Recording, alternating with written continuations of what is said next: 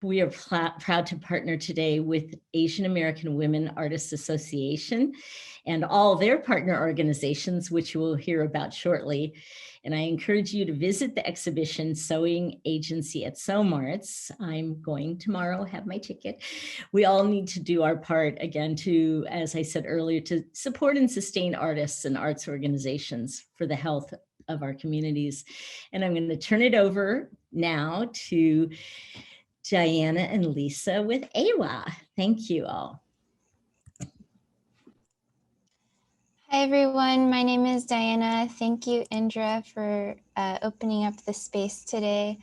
Like Indra said, I am actually tuning in as part of the Asian American Women Artists Association, and I also work for the Asian Pacific Islander Cultural Center. I myself am tuning in from Chochenyo Ohlone land. And before we get started, I first want to make sure we are all situated here virtually together. We tried very hard to figure out the live closed captioning or the live captioning for this event, and we apologize we could not figure that out, and I don't think I can see it on my own screen. But I hope if you need anything, any access needs or anything, or have any issues with your technology, you can feel free to send a message to me as well. But we also are very happy to have Lucy and Janice here to provide ASL interpretation today, and we'll make sure their video is pinned next to the speakers at all times.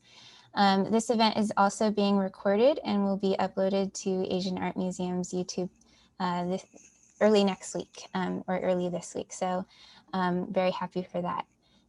There will also be time for a Q&A at the end of the program. So if you have any questions throughout, please feel free to drop them in the Q&A button or the chat, and we'll kind of channel them at the end for the audience Q&A. And so before we move into the program and before I fully introduce it, I also just want to acknowledge and bring into recognition that this event is happening at the same time as the rally and protest for Palestine in the city right now. So over the past week, we've seen some of the worst violence against Palestinians in Jerusalem and Gaza. And when Lisa and I were planning the show, we discussed how one of the core environmental disasters on this earth is the disaster of colonization and the disaster of empire. And we are seeing this happen all the way from Palestine to the COVID crisis in India to the hate against our AAPI communities. So we invite you to learn more and do your research and find ways to support.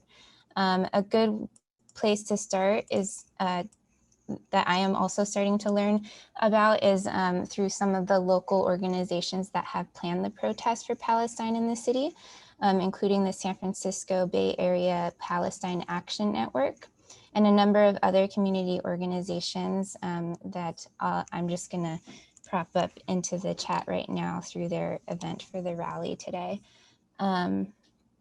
You can also share posts made by folks on the ground and make sure their voices do not go unheard. We all know that the news can be skewed sometimes, so that kind of work is really valuable in making sure we're humanizing the people's voices on the ground.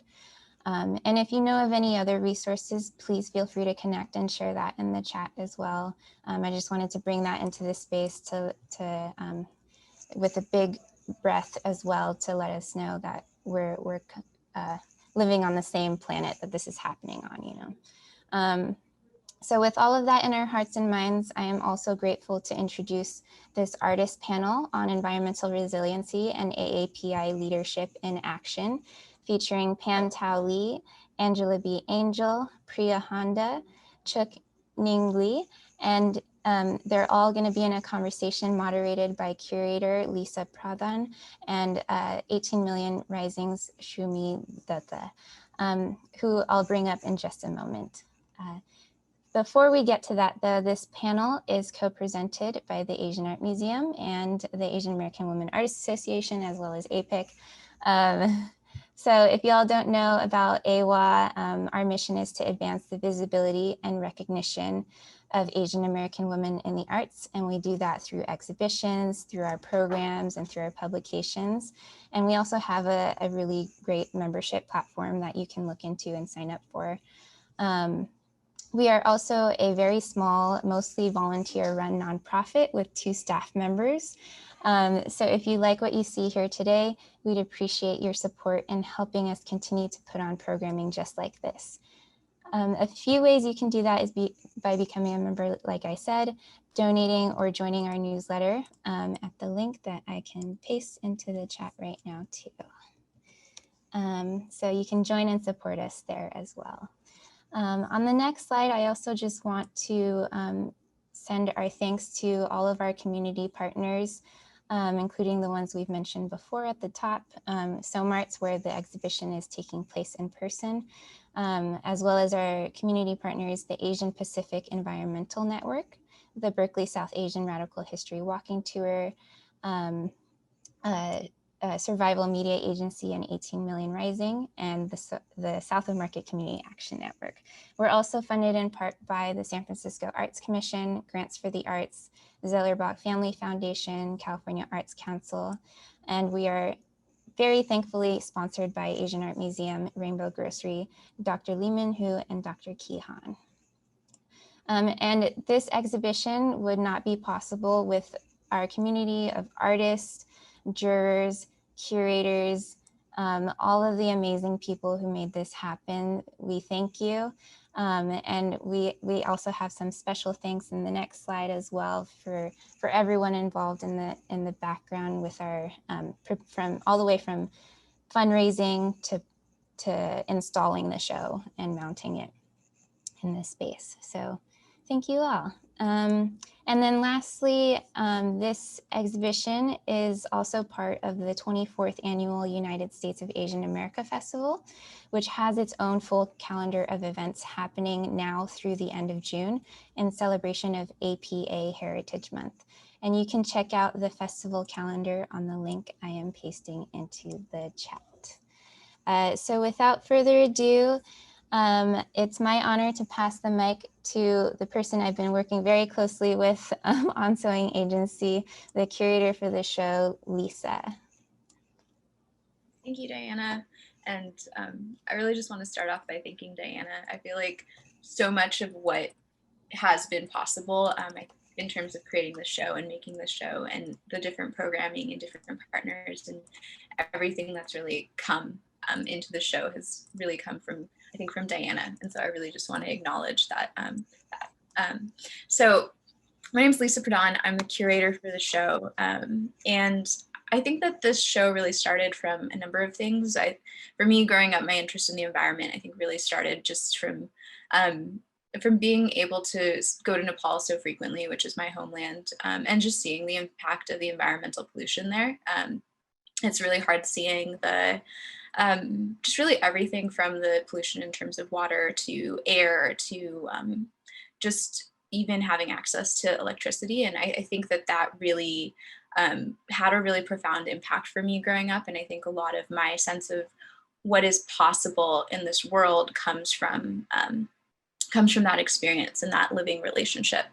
And so I think a few years ago, I started working at Earth Justice, and I think that that kind of gave me this extra push of, I've been someone who'd been practicing art for a very long time, and art making, and specifically making art with Asian American communities in the Bay Area and communities of color in the Bay Area. And so as I started working there and just spent every day just feeling so humbled by the work we were doing, in terms of combating climate change, it really started to push me to think about this intersection of like communities of color making art, addressing environmental injustice. And I started thinking about this question too, of like, what wisdom exists in my communities that maybe I'm aware of or maybe not aware of. I think so often the stories and wisdom and knowledge is, unless you know how to find it, it ends up being hard to really learn about it. And so I think for me, this started this question of, yeah, what wisdom exists in my community is how can I learn and open myself up to receive more? And I think the show was really this great vehicle for that. And it really, I think as Diana and I were really making the show, so much of what we wanted is for it to be a living conversation and to incorporate these different pieces of recognizing the lineage of environmental justice. And I think recognizing like what is our relationship to this specific land and to this specific land that this show is on in Soma, and what are the stories that are happening there? What is the community resistance that's been ongoing? And I think also a recognition too that this draws from a longstanding lineage. We're very honored to have Pam Tao Li join us, and she's been involved, I think, in this fight for longer than I've been alive. And was one of really like the people who brought together the 17 principles of environmental justice in the 90s with Black and Indigenous leaders. And so I think that something that was so important for us as we pulled in the story is how can we continue this conversation and continue this learning and pass this on. And so I think this communal wisdom is something that's super important. And so I think this show also pulls too on the question of what is the role of art making in activism and in community action. What is the role of organizing, and how do we really bring those conversations closer and closer together? Because I think for so many of us, there isn't like a clear divide. It's not like we're just an artist or just an activist or just an organizer. I think that's so deeply interwoven. And so we really wanted to call attention to that. And I think in the show too, there's so much climate grief. It became very important to also so strongly focus on resilience and so strongly focus on what is future and how do we move through this. And so I can't say enough to go see the show, see it in person. There's paintings and installations and just dozens of artists and partners who have put so much of their soul into this. And as a curator, I feel so humbled that I get to just like witness this. So speaking of partners, I really would love to pass this over to Shumi to speak more about 18 Million Rising.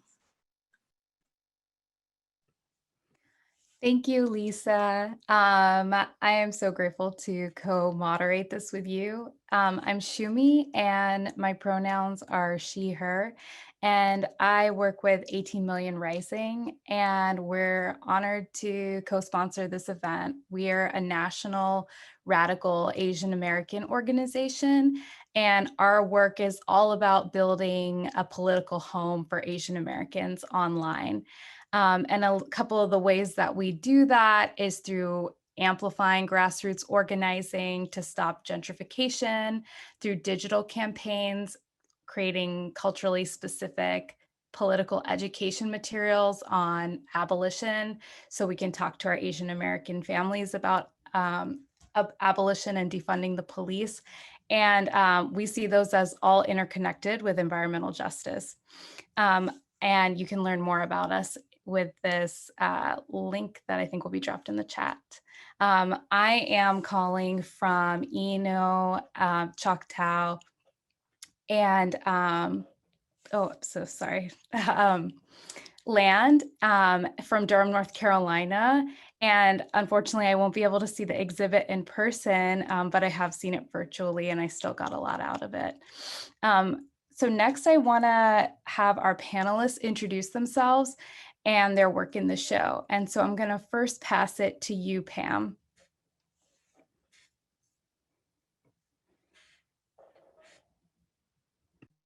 Oh, Pam, you're muted. Hi, everybody. My name is Pam Tao Li. My pronouns are she, her. I am fourth generation Chinese in America, and my roots are in San Francisco, Chinatown. I want to thank everyone at AWA for organizing this amazing event and for inviting me to be on this panel. And really, those of you who are in the Bay Area, I encourage you to please go by that exhibit and experience these wonderful works of art. The diverse perspectives on environmental justice and the offerings of hope and blueprints for change. All of these are pointing to the need for a sustainable relationship to Mother Earth. I've been asked to speak about my art in the show. And in these few moments, I'm going to focus on the painting titled, I Love You Too. In January of this year, I lost my mom, Mignon, to COVID-19. Mom was living in an assisted living home with 4 other residents. But because of shelter in place, our visits were restricted to waving to each other from a window and talking to each other by the cell phone. Mom had dementia, and it was hard for her to understand. She'd ask the caregivers, "Why is Pam outside? Why can't she come in?" And the caregiver would have to explain to her what was going on, and she just didn't understand. I couldn't go in to be by her like before, sit next to her, hold her hand, kiss her forehead, eat donuts together. On Wednesday, the 19th of January, we chatted. I listened to her stories about growing up in Chinatown, and we made arrangements for me to come down the next day to bring her a donut. The next day, I received a phone call and learned that Mom had tested positive for COVID-19. 3 years earlier, when my dad was in the hospital, I was able to drop everything and spend the next few days with him. I sat by his bedside and I talked to him, even though he was in a coma-like state. I held his hand and did the best to comfort him and make him feel safe and be ready. So when he passed, he and I had closure. But with Mom, because of she had COVID, I could not do the same for her. And this pained me, and the pain is still there. Next slide. Family members demanded to know, how did this happen? Pam, what happened? How did it happen? And the tone of which, it was assuming that it was the caregivers or the lack of protocols at the nursing home that caused Mom to get COVID. But I knew the caregivers kept everything immaculately clean, and they followed the COVID protocols. And besides, this was not the root cause for why my mom contracted COVID. For me, the death of my mom and the death of the 3 million individuals around the world is linked to something else. For me, I strongly believe, in fact, I know it in my heart, that her death is connected to the climate change.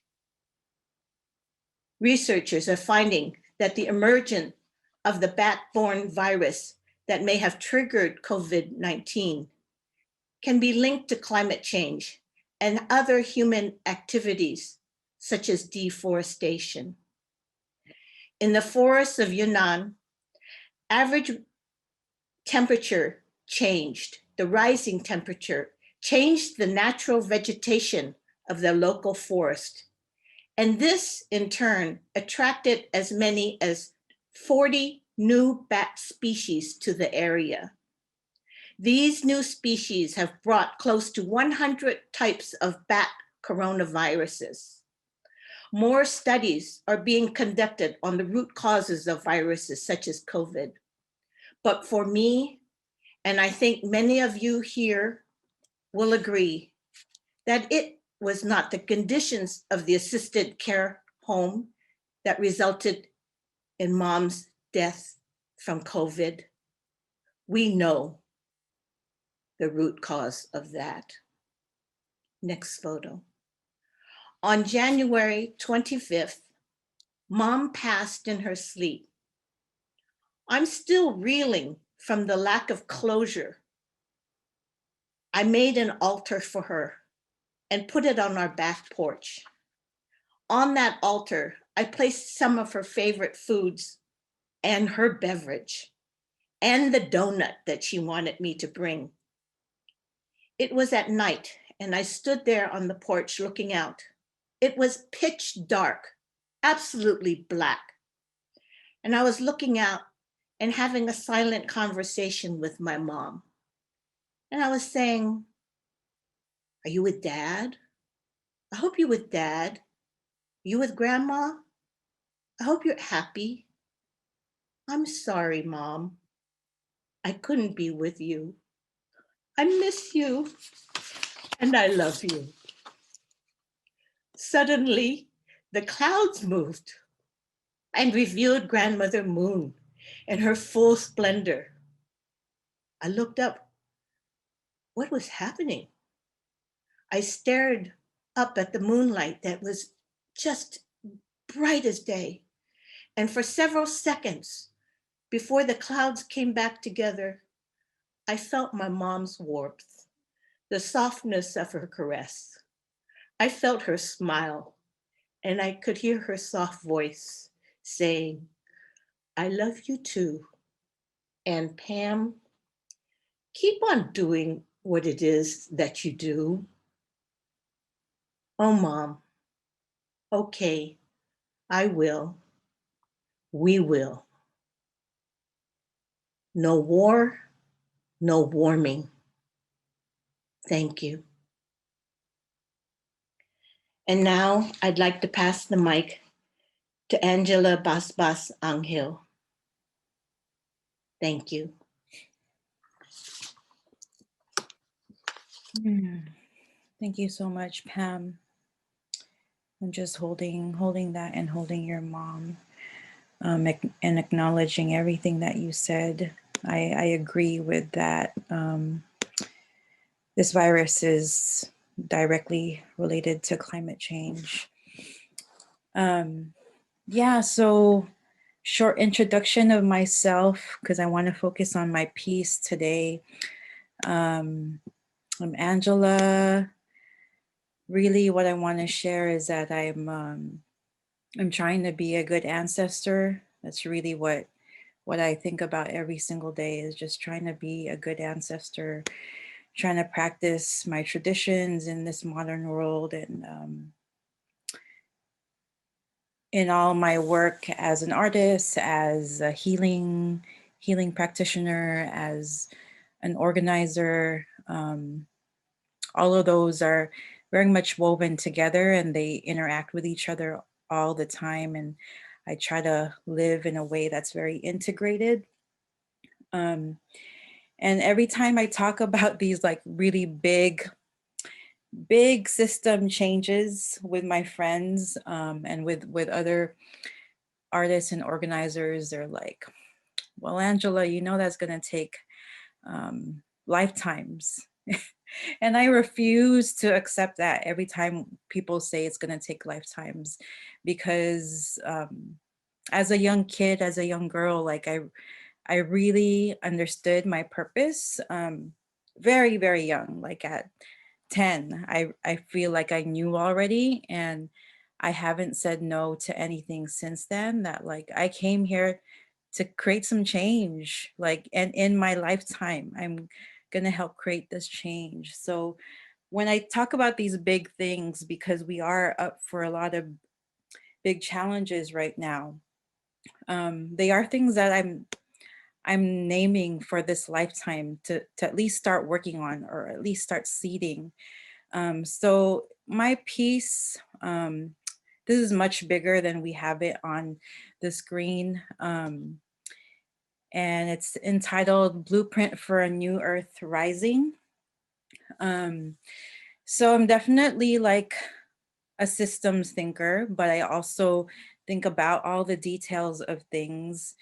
And as we are here in the context of the pandemic, in the context of these new viruses, even more than just COVID, and in the context of all the uprisings that are boiling over, it's obvious that like the earth is rising up, and we are rising up with her, and that she wants to make these changes happen. And what I really try to do every single day is just like listen to her. What is she saying? What can we do? What is she saying?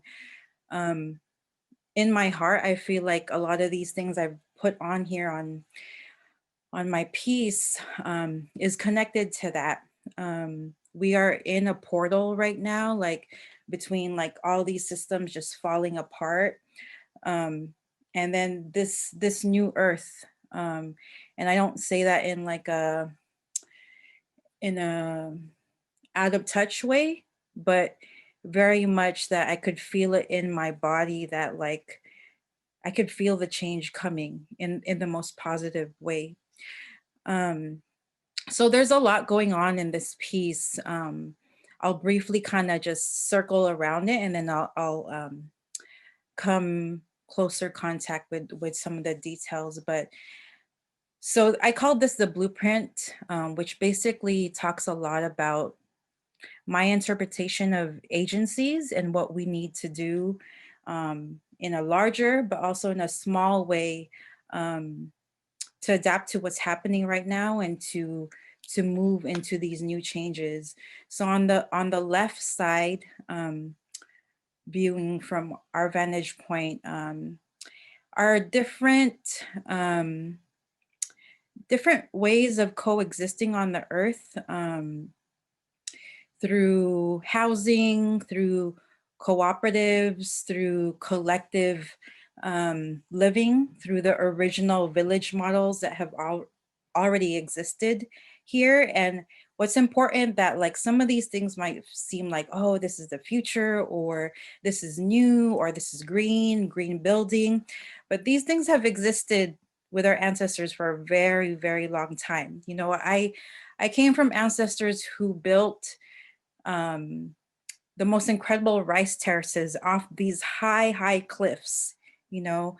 And so we have it in our DNA to create these beautiful places, these buildings, these earth buildings. And then if we turn towards the middle part over there, it's a little bit hard to see. And the top middle, in that area, I focus more on energy and resources, you know, as more and more things are happening around climate change. There's all these resource wars that are happening, right? With water, with oil, with the forest. So in this piece, I highlight how we don't need to kill the earth in order to live with her. And there's so many ways to be in balance with her without making it feel like everything's so scarce that like it's impossible to live with her. And you know, the very system we live in, it keeps us in the scarcity mode, but the earth is very abundant. So the middle part talks a lot about free energy and how there's lots and lots of energy around us, and how we can work with that and not even rely on what's being, you know, sold to us now, like solar. This might be controversial for folks, but solar is also problematic. Like, what are we going to do with all these plastic panels when they can't work in like 30 years? You know, what are we going to do with all these like plastic cars when like the batteries give out? It's still a problem. So working within these closed loop systems is what I focused a lot in that middle area. And then on the right hand side there, just a lot more on healing and working with the earth, in such a way where we see it as it's a win-win solution. Like we're not, it's not just about like fighting for her or defending her, which is a huge part, but to actually work with her and listen to her and to get in the soil to understand her in such a way where we have this very intimate relationship with her. Because when we have that intimate relationship with the earth, we can really hear her, and we can hear what her inner technologies are. Like she can guide us to like, you know, what we can do next. So it's gonna take a lot of listening. And then the middle bottom there, I think we might be getting into this later, but it talks about governance and micro-remediation. You know, I worry a lot about like, what is the post-capitalist world going to look like? And we already live in it. Like it's the pollution, it's the all the suffering that's happening in the world, but it can and will get worse, right? So how are we gonna reduce the suffering both with our people and on the earth, right? With everything that's going on. So the mushrooms are here to save the day around that. And I'd like to get into that a little bit more. But yeah, this is a big piece. You can move the slides. This is a little bit closer around that. I think a lot about governance and not just necessarily, you know, the democratic US version of governance. Indigenous governance has been around for so long, and looking into like smaller system. It's not always about the big, right? The smaller ways. On the bottom there, there's all these different ways that already exist, right? We don't always have to think of systems as permanent where, you know, we're always going to have to use money, or we're always going to have to rely on banks.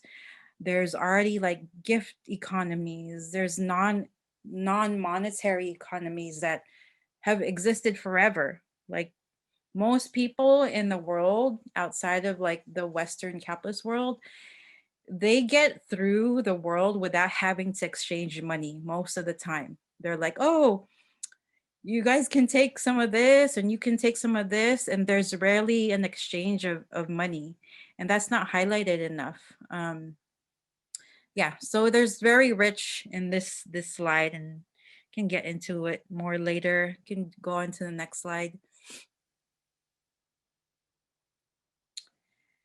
The one part I wanted to highlight, or the two parts I wanted to highlight, so on the left side there, the kind of rectangulation contraption there, that's an actual free energy. It shows how you can create like a actual machine out of free energy. And this is a big topic. Like I don't have time to talk about free energy at this point, but there's technology that exists that is not resource dependent and resource depleting that we can tap into in this world, but it's purposely suppressed, because what would happen if everyone was able to have free resources? Capitalism wouldn't exist, right? There would be no scarcity. On the right side there, where the moon and the sun are, just highlighting, you know, we don't have to, we've been conditioned to be in like this very capitalist way of working with time, and we just keep conditioning ourselves within that. But if we release ourselves from that, there's all these ways of like working within the natural cycles that would release us from all the stress, from like working 24 hours a day. Yeah, there's so much to say, but hopefully you can all see this piece much closer. It is really big. It's like half the size of the wall.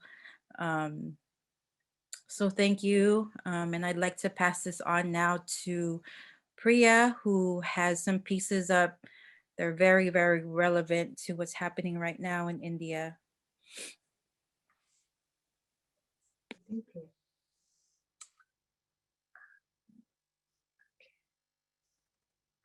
Thank you so much. That was really beautiful, and I'm really honored to be here and to be, you know, sharing this space with you all and to have the opportunity to talk about this. So thank you so much for creating this.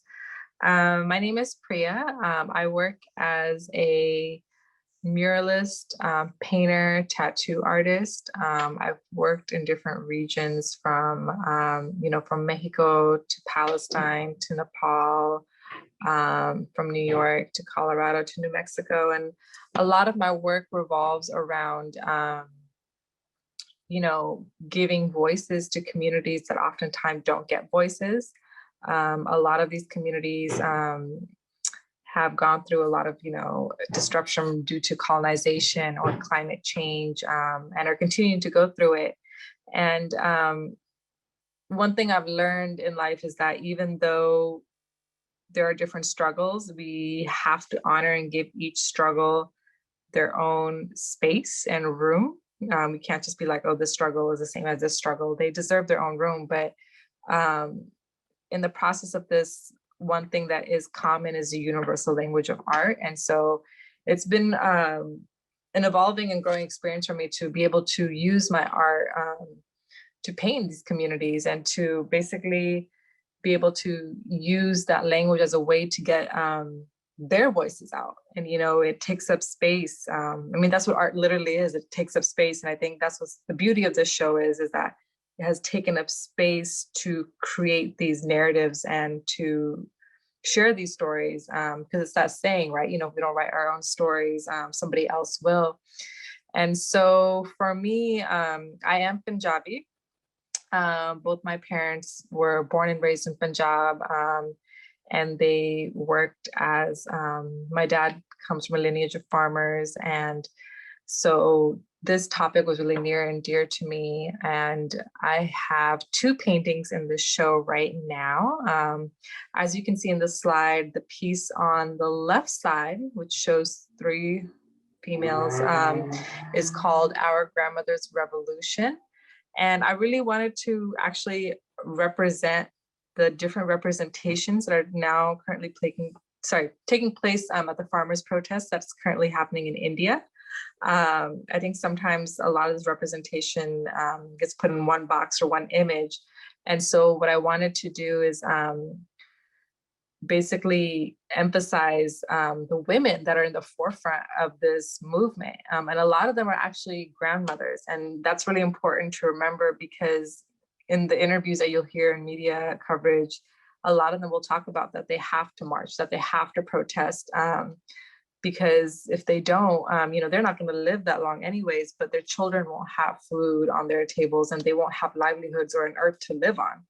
And so I really wanted to emphasize the women who are on the forefront of this movement that's taking place in India. And I also wanted to represent the 3 generations of women.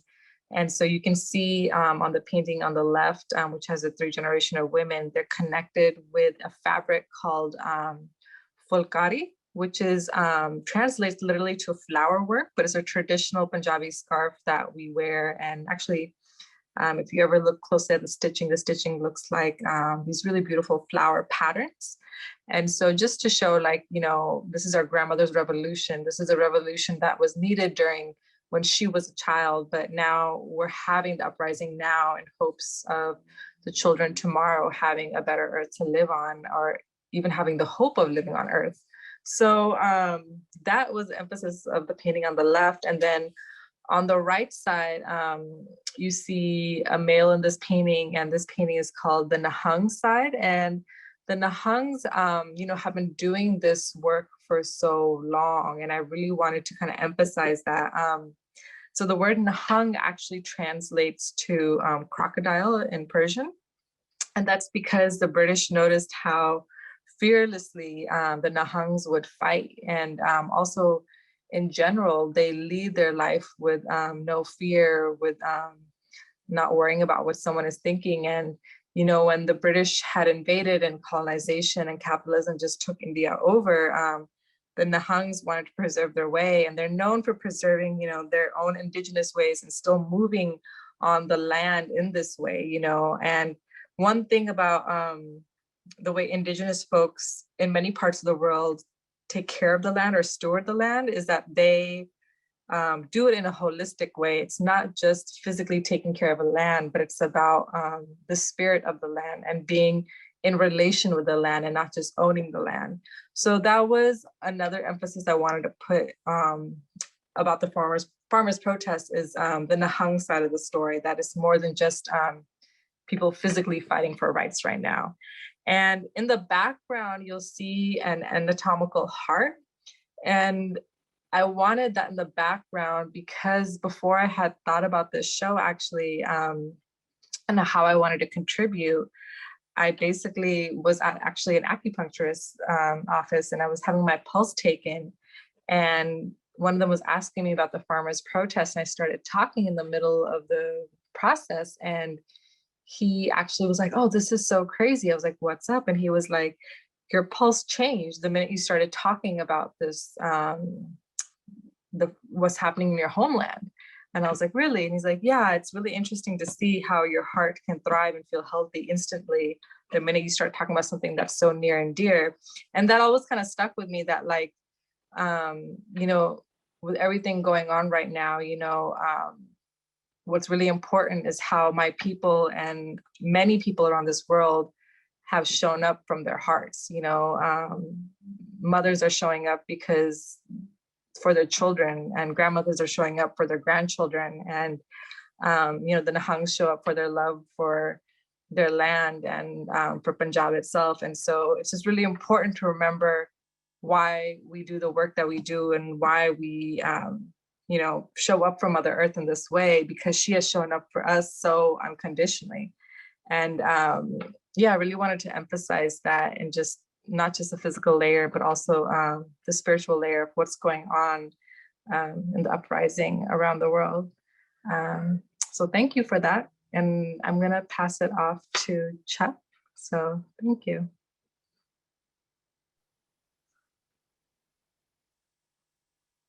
Hi, folks.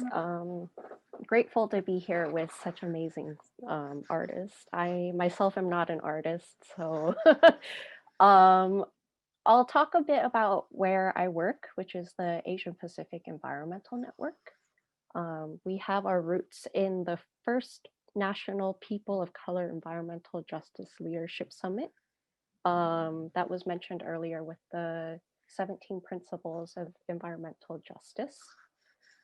That was in 1991. And after that summit, APEN connected with what was then called the Lao Organizing Project in the city of Richmond, California. And then we later expanded to organizing Chinese immigrants in Oakland and Chinatown, which is where I started working a little over a year ago. You can read a lot more about our history on our website. It's pretty in-depth there, actually. Our comms team worked to revamp our website like 2 years ago, so check it out. But I want to talk about kind of what we've been doing the last year.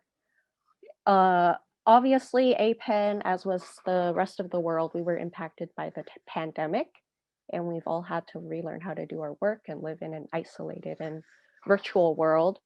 And we've tried to find a lot of ways to bridge gaps like technology gaps and language barriers in this time of crisis.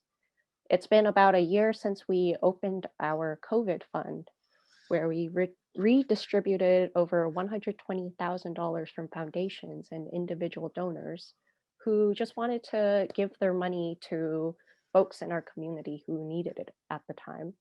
So we were able to give checks to families across Richmond, Contra Costa County, Oakland, and other cities in the East Bay. And we prioritize working class families of color with lost wages and elders on fixed incomes, among others. I want to be clear, though, that this wasn't mutual aid. We're a nonprofit of people who are paid professional nonprofit workers, whereas mutual aid is more like neighbors helping neighbors. And usually it's folks who are unpaid helping other folks around them. So I don't want to co-opt that term, but of course, I'm really glad that we were able to put money directly into people's pockets. This year, we've held a few in-person spaces to come together for communities to grieve and heal. One was in February, where we honored our elders, women, gender non-conforming folks, and others who suffered disproportionate violence this year. And we held a vigil in March after the mass murders by the white supremacist fetishists in Atlanta.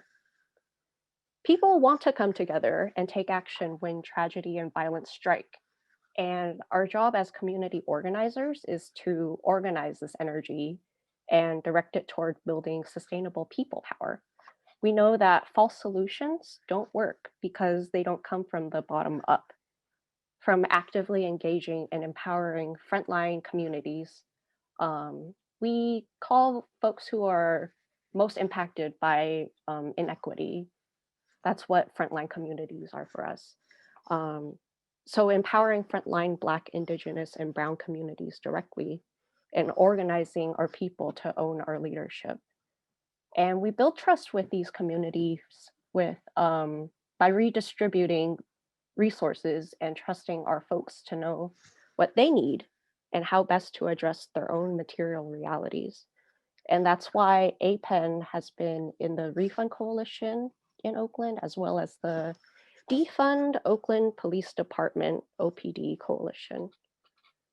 And as the Oakland and Richmond budget processes continue the next few months, we're working to advocate for and demand more affordable housing, equity in accessing city resources, and yes, defunding the police to refund, restore, and reimagine our community and our safety.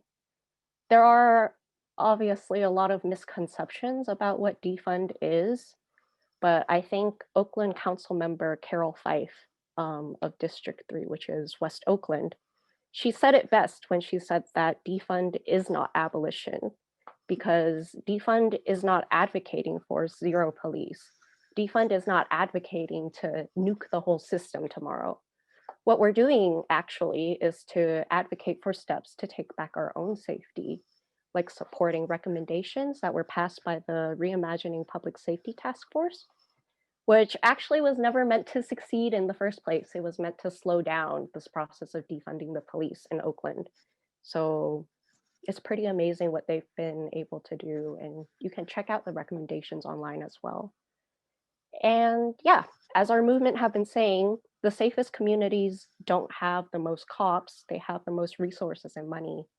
And police, they aren't violence preventers. What actually prevents violence is funding our communities, beautiful art and cultural vibrancy, affordable housing, healthcare for all. All of these are resources that we need to fund to stem violence and address the roots of the problem. That's it for my part. I'll pass it back to Shumi. Thank you. Thank you all for those really beautiful intros and for sharing about your work.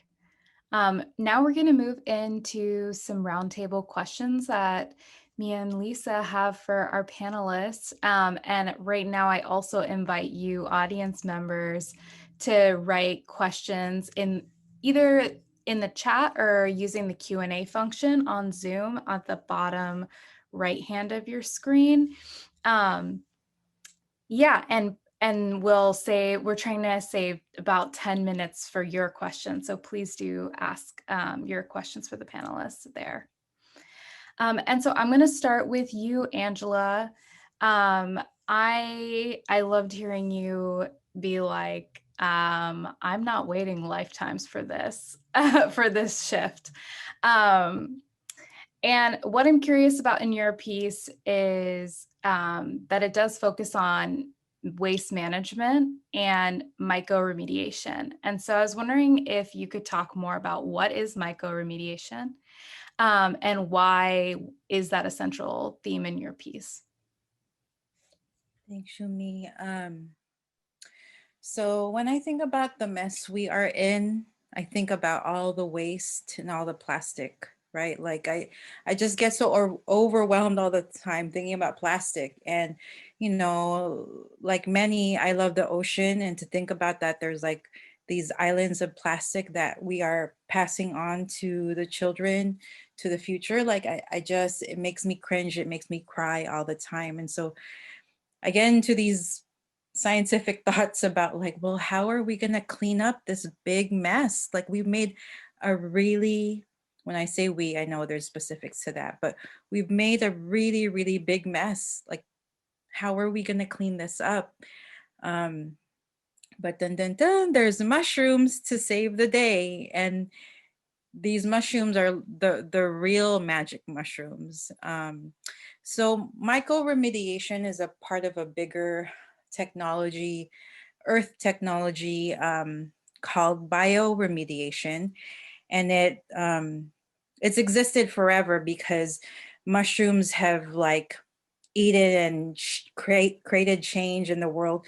We wouldn't have an earth if there were no mushrooms. Like, they are vital to our existence, and they do all sorts of things, and there's all these different kinds of mushrooms. But let's just take a 2 steps back. So how did we get here, right? So there's the oil industry and the military industry. And after the military industry, you know, there were no more wars for a while after World War II or after the Vietnam War, so-called wars. Of course, there's lots of wars that are not deemed as wars now, but they ran out of things to sell because war is a big money maker, right? It's one of the biggest money makers of capitalism. So what ended up happening is they came up with this plan, and they were like, okay, if we cannot sell weapons, we cannot bomb people, we cannot spray people, you know, with Agent Orange, what are we going to do? They came up with the stupid idea of creating pesticides, chemical-based pesticides. So things like Agent Orange are actually what Roundup is. Like, it's an actual ingredient. What was in Agent Orange is in Roundup and other pesticides. So agriculture and pesticides make up a huge amount of, you know, the toxic waste that we had to deal with on the earth, with water, with everything, with the soil. And then here comes the oil industry, right? They were also making a lot of money from the wars, and obviously they're still making lots of money continuing to frack the earth as much as they can. But they were also like, we're not making enough money. So what they decided to do, just like how they made pesticides, was create plastic. So plastic is actually a petroleum-based synthetic material. It comes, if you root it down to where it comes from oil. But it's man-made, it gets syntheticized. And it turns into this crazy material that's very, you know, you can flex it, you can use it for a lot of things. It's useful in that way, but it's not useful for our earth in the long run. So these two problems, right, like the plastic problem and the toxic problem, what are we going to do? It's overwhelming. This is when the mushrooms come in. Okay, so myco comes from mushroom, mycoremediation. There's not a lot of buy-in for this because obviously people want to focus on other types of money-making technologies to so-called clean up the earth, but it's brilliant, right? Like, some of these mushrooms, they just recently started discovering can actually eat plastic or eat oil. And then as they eat it, it disappears. Like, it goes into the body of the mushroom, the body of the mycelium.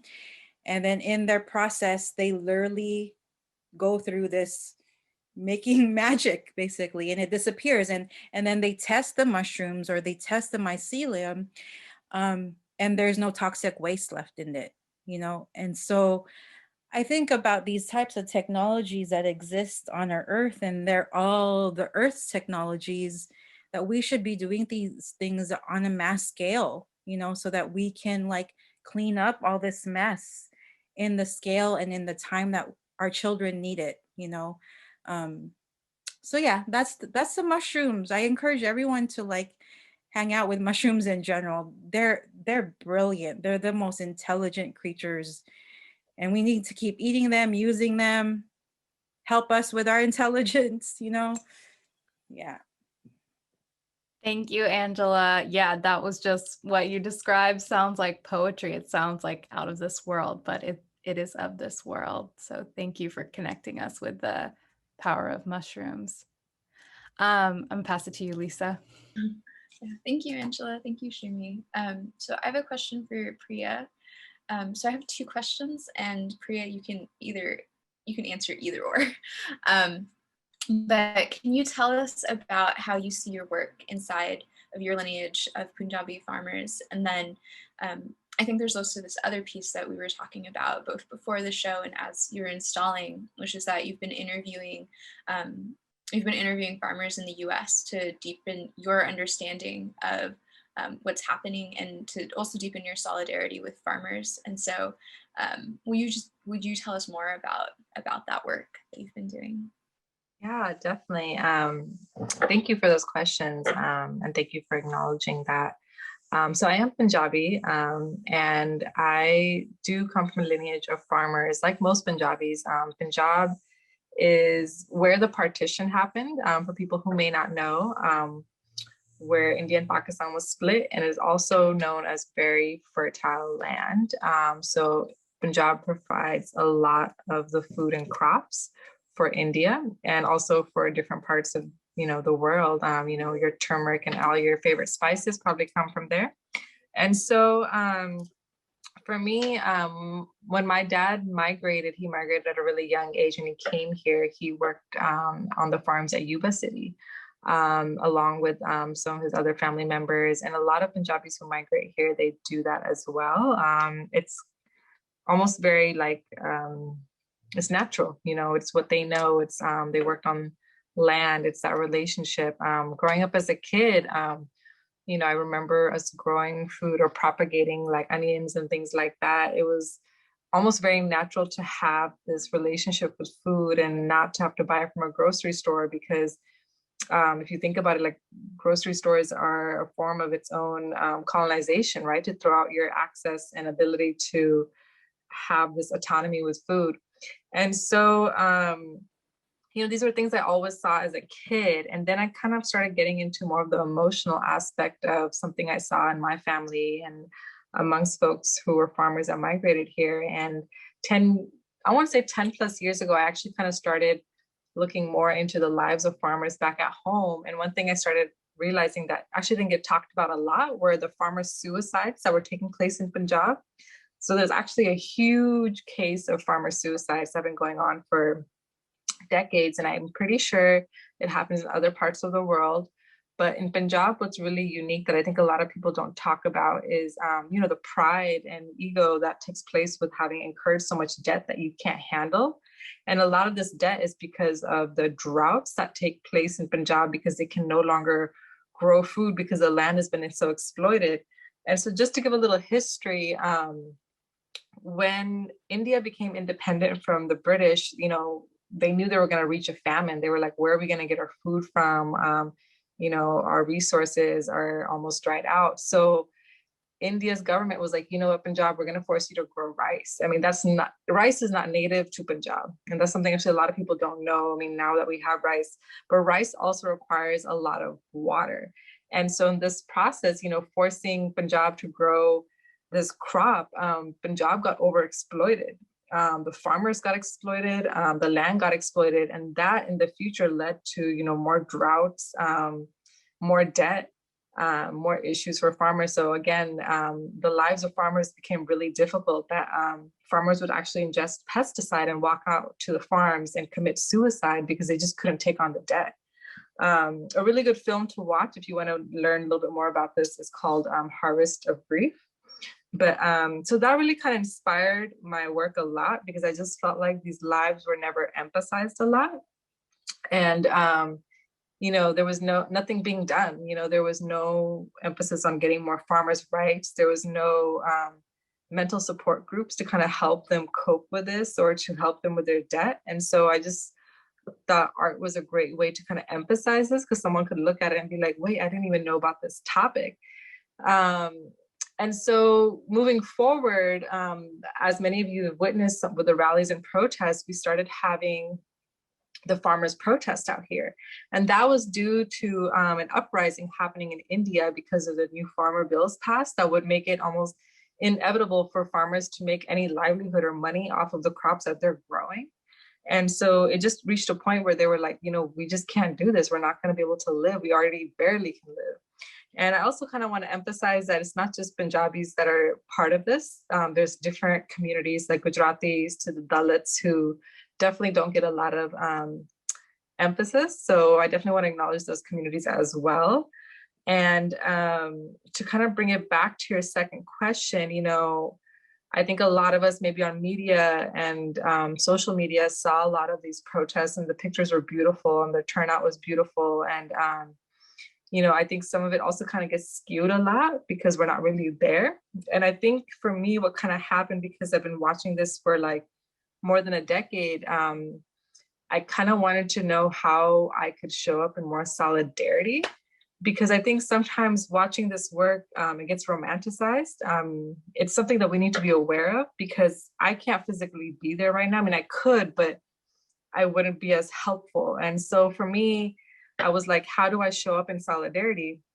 And for them, this is their work. You know, all the grandmothers to the elders and the farmers who have been doing this work, this is their work. This is their journey on this lifetime to show up on those front lines and fight for their children, to fight for this land. But I feel like for me, who's on this land, it's important to show up in solidarity in different ways. And so for me, I felt like what we're trying to really acknowledge is the farmers uprising everywhere and what's going on the lands everywhere. So I actually started interviewing different farmers and folks who are doing the work here and have been doing the work here way before we started seeing coverage of farmers protest on the media. And so one of the farmers I had the pleasure of actually working with, or sorry, interviewing was Janaki, who has her own, she does Marigold Society. So she grows these beautiful marigolds and shares the seed. So if you ever go on Instagram, it's called Marigold Society. And she's also an environmental justice lawyer.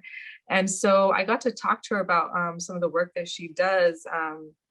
And some of it has been, you know, talking about how they passed the Farmer Equity Act, which is basically, and this was in 2017, so she was a part of this amongst many other great environmental justice lawyers.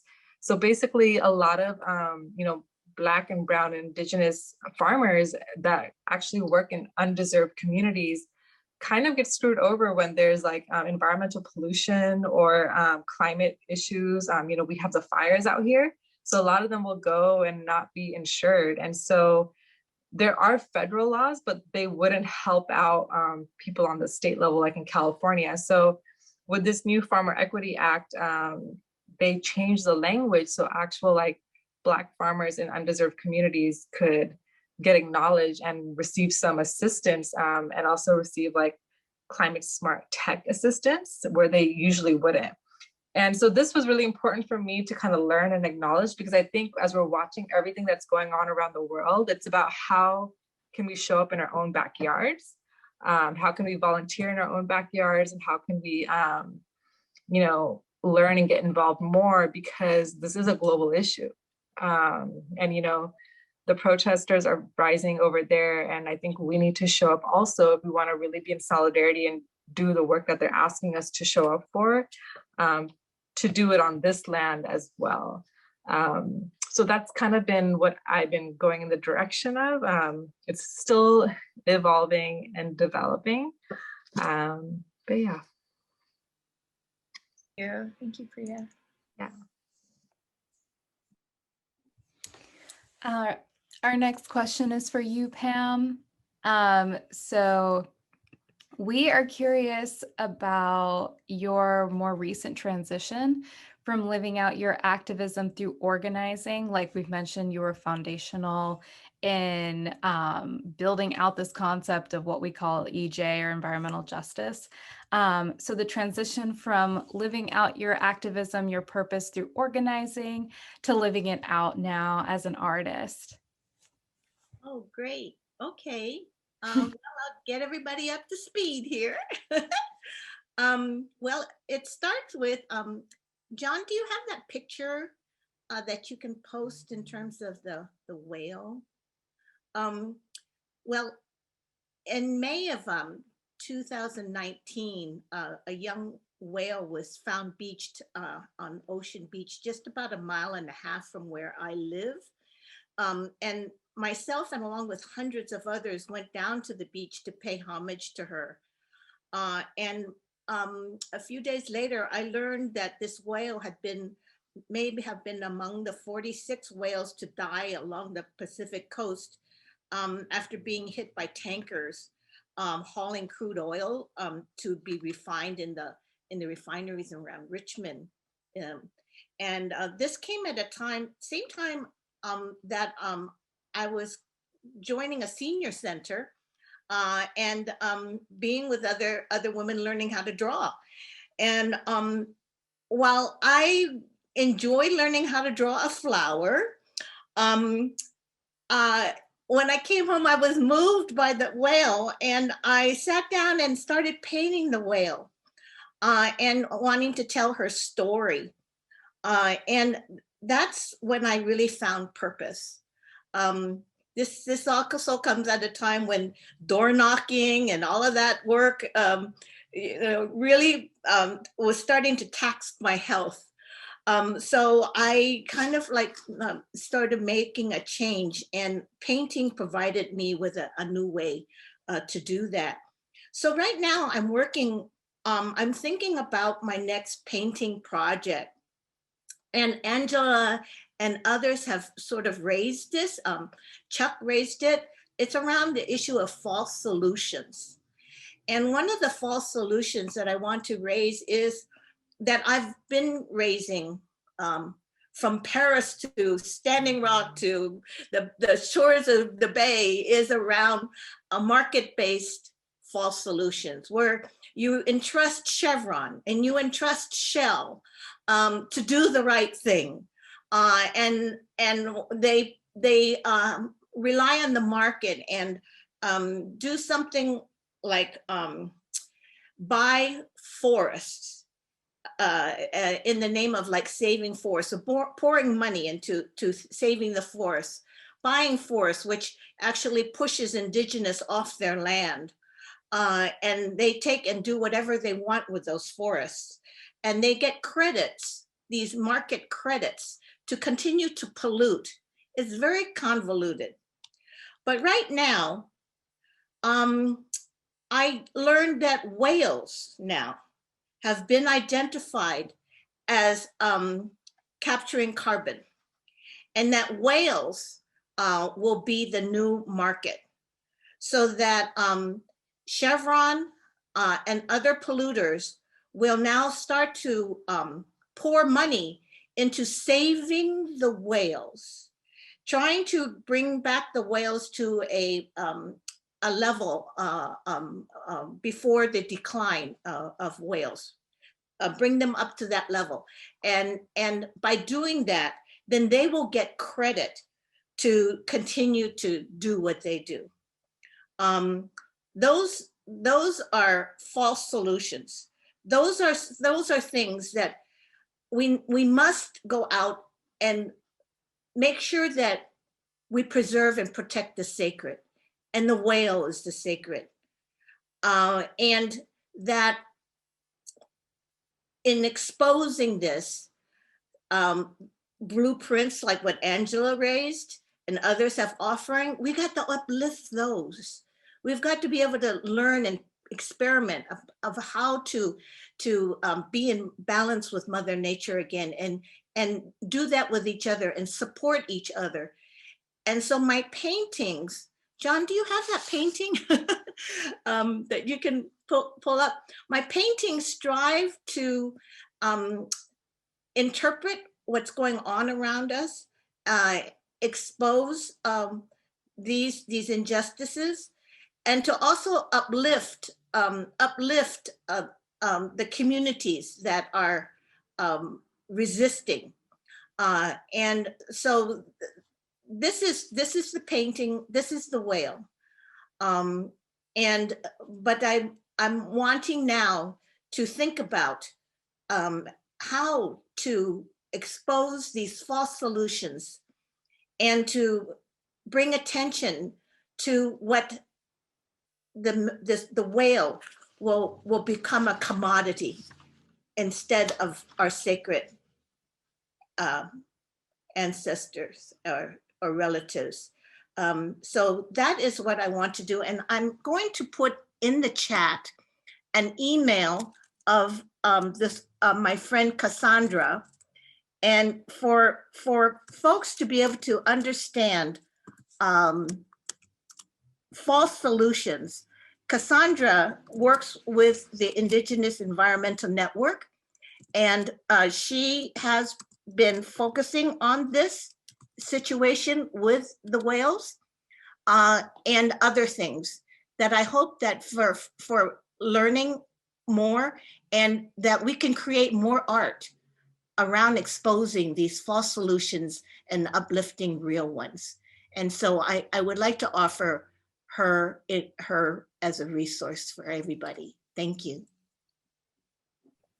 Thank you so much, Pam. Yeah, we absolutely need your necessary clarity on these false solutions. That chevron whale thing really stressed me out learning about that just now. So thank you. Yeah, this is one article, and it's called "How Whales Help Cool the Earth." Just terrible. Right. Okay, Lisa, last question from you before we open up to the audience. Yeah, thank you. So my question's for Chuck. So can you tell us, I really appreciated you like walking us through this history of APEN, and I was curious if you could tell us more about how you've come to work with APEN and more about its work and the work that you're doing there. Thank you. Yeah, so it's actually interesting that I'm here today because my background is neither in art nor environmental justice, but I'd like to talk about what the difference is between like the climate movement or recognizing climate change as a scientific reality and what is environmental justice, right?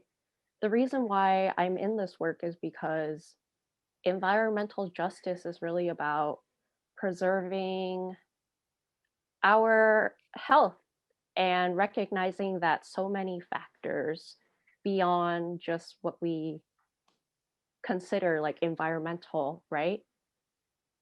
A lot of folks like might not consider like socioeconomic factors as a part of like our environment, but it's actually really important if you look into like statistics about how you can predict people's livelihoods and where they end up based on their zip code where they're from.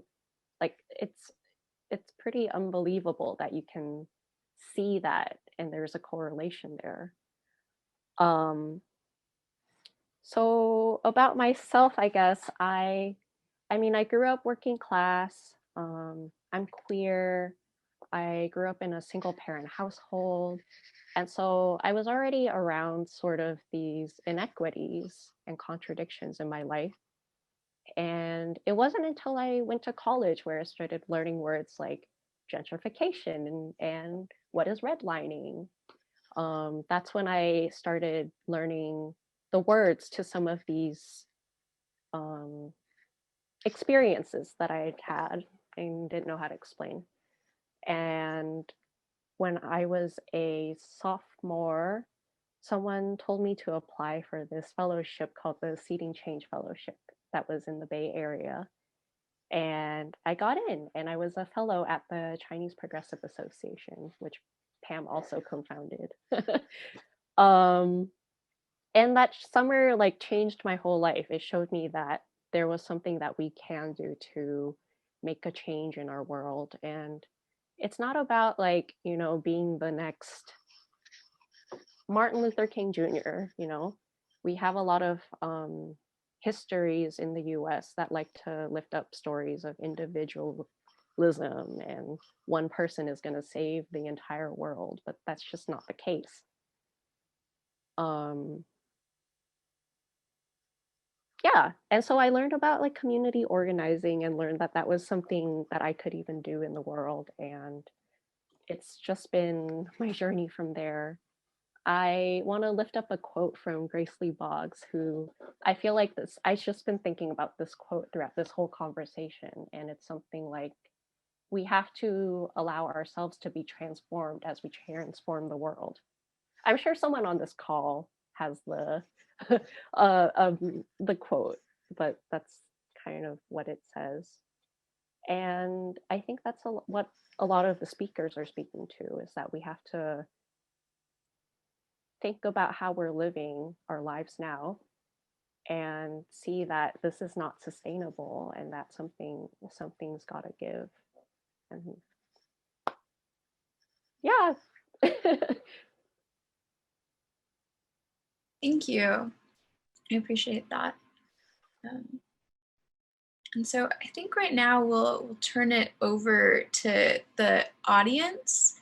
And I think we haven't seen any questions from the audience just yet. So if you have any, please type them in. And perhaps we can ask one of we have a few backup questions just to get us started. So maybe we can start with one of those.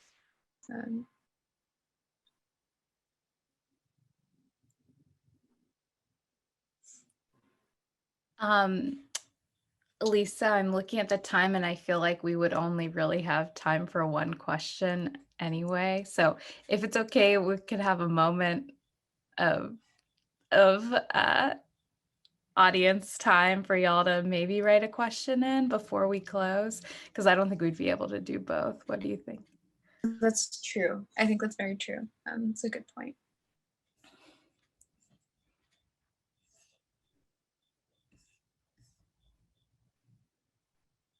It's hilarious. There's like literal crickets outside my window as we wait. Well, I think we do have a question from Eleanor, or more of an ask, which is, I would love to hear about the role of art in making change. And perhaps we can just open this up to everyone. I think that's a good one to close on. Thank you, Eleanor.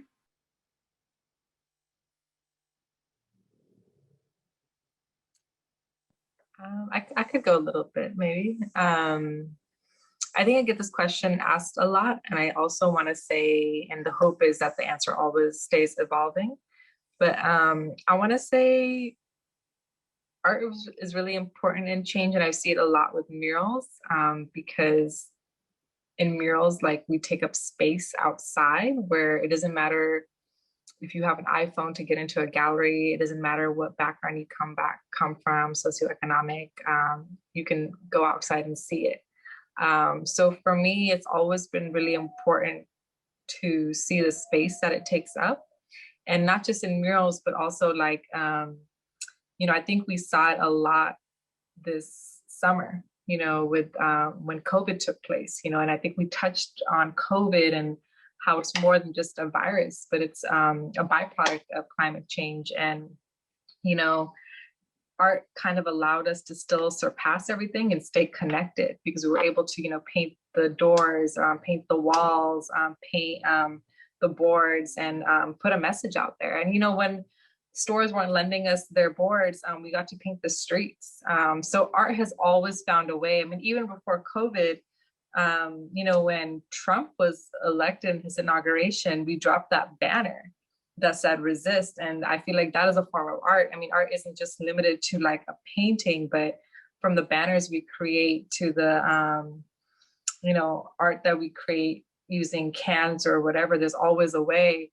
And I think what's beautiful about it is that it is a universal language, whether you speak English, ASL, Spanish, or speak an indigenous dialect, or if you're a baby still learning words, it is a language that is very universal, no matter what class or group you're from. And so using it takes up space. And sometimes it's also kind of a container for folks when it comes to processing everything that's going on in the world. I think there's a lot going on in the world. I mean, we're seeing it today in the city with the rally for Palestine, Colombia to Punjab, to the Philippines, Mexico. Things have been going on for a minute now. And sometimes it's a lot to process. Sometimes it's a lot to read an article. And sometimes it's just too much to take in, that I think art becomes a container for us to put it in and process it.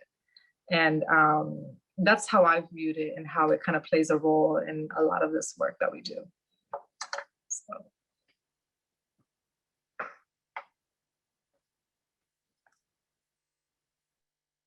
For me, I'm finding that art, when I'm thinking about the art, I want it to be able to, when people look at it, they would say, ah, I understand it better now, or ah, that's me, or ah, that could happen. I think that we could do that. We could do that. So for me, I'm finding like art as a way to be able to send a message. Like when I'm out on the street, you know, and I'm chanting a chant. I think very hard about what chant I'm going to say. Why do I want to say it? How do I want people to feel? Who is it directed at? I want it to resonate with people, and I want to uplift untold stories. And so I feel that when to do art, when I look at art and I see an image, I will say, "Oh yes, that's right," and I don't know, inspire me to step up somehow. Yeah.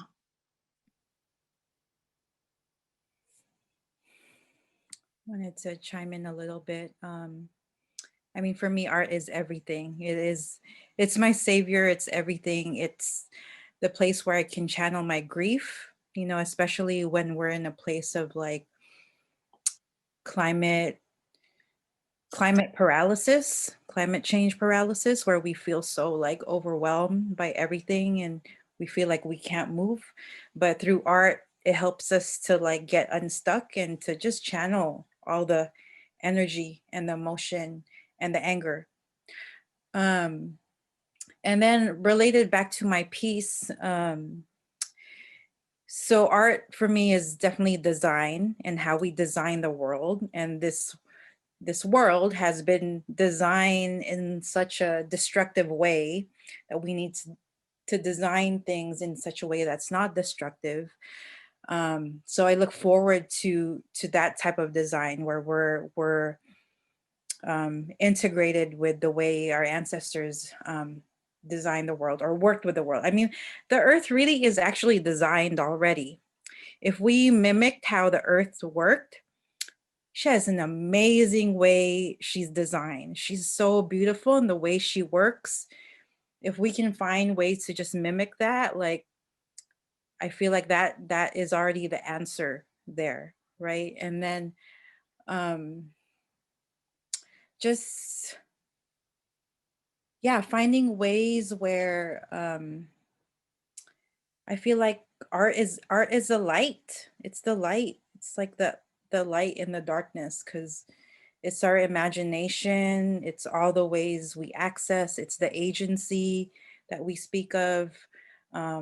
Even like chanting and like fighting for our rights, that is an art form. You know, it's the way we move. It's the way we move our bodies and scream and shout. That's all beauty. That's all art.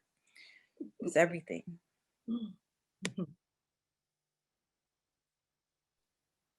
Art is so much more than what we label it as, right? And I think the more we take it out of the grasp of like the commodities and making money off of things and trying to make a profit everywhere, right? I think art is really like for our soul and to bring people together, because like Priya said, it's universal. English isn't universal, right? Art is. So it's really critical that we have art and culture in our organizing, for these reasons, to bring people together, to change how we think about the world, to imagine new futures, all of it.